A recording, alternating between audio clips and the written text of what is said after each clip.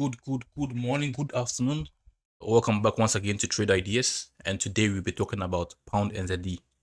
So pound NZD on the high time frame, it's went up, mitigated this weekly order block right here after taking out these two equal highs because there was some kind of liquidity line here, imbalance order block. Price came inside of it, right? And this week we took out last week's low. So this indicates, this tells me that going to the next week, going to the next month, you will see price eventually come into this imbalance that left right here and fill it, right? We're also having this kind of imbalance also down here. So if you believe that this one is a trap, then you can also try to buy from these levels when price comes there. And if you believe the price will be going to the upside, then you can also try to buy from these levels. Okay. But what you know is you're having two imbalance order block right here. So if price comes there, you'll see how price reacts. But for now, the trade that we are going to be talking about and taking are these two trades. So on the daily time frame, you also see the price on the left mitigated this POI right there, right? It mitigated it, and here is a last week's low. Price took it out right there, right, with yesterday's candle, and that indicates me that going to next week, price will be eventually going to the lower side, right? Also, yesterday we saw that price.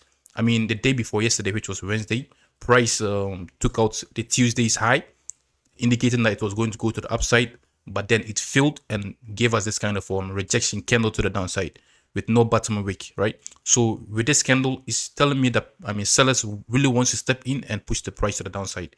We were also having this kind of trend line that was also pushing price to the upside, right? As you see right here, but we see a big break of the candle of the trend line to the downside. So I would like to see price coming into these highs and then once again short it when price is there to the downside. Okay, the first target should be this daily fair value gap right there, and you're having the 50% of this whole range right here, right?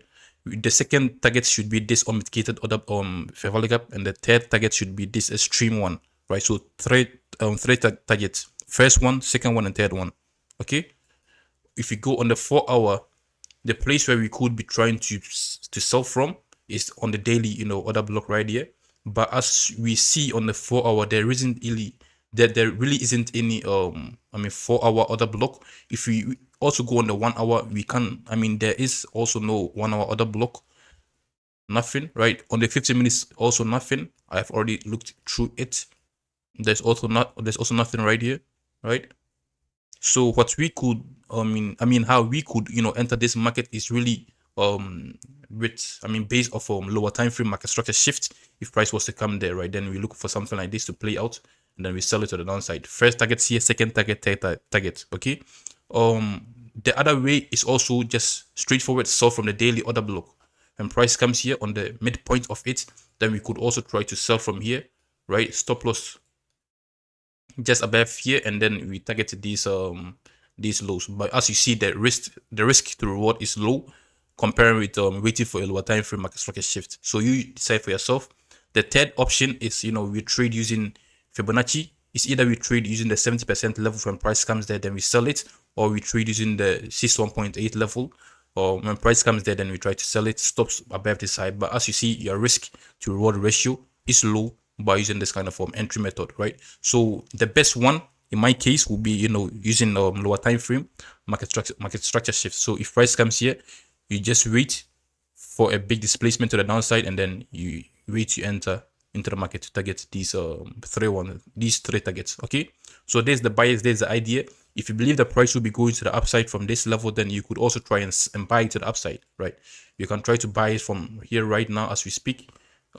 Stops below here, safer one just below under this one, and then you try to target this one with your first take profit around this midpoint right there, because from there sellers may step in. Okay, so you can, let me go on a 1 hour, let me see.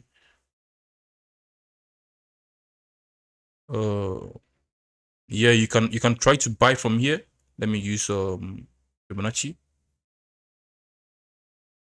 I like to always buy from the 70% levels. So if price was to come here, you can try and buy from there, right? And then you target the high right there if you believe the price will be going to the upside.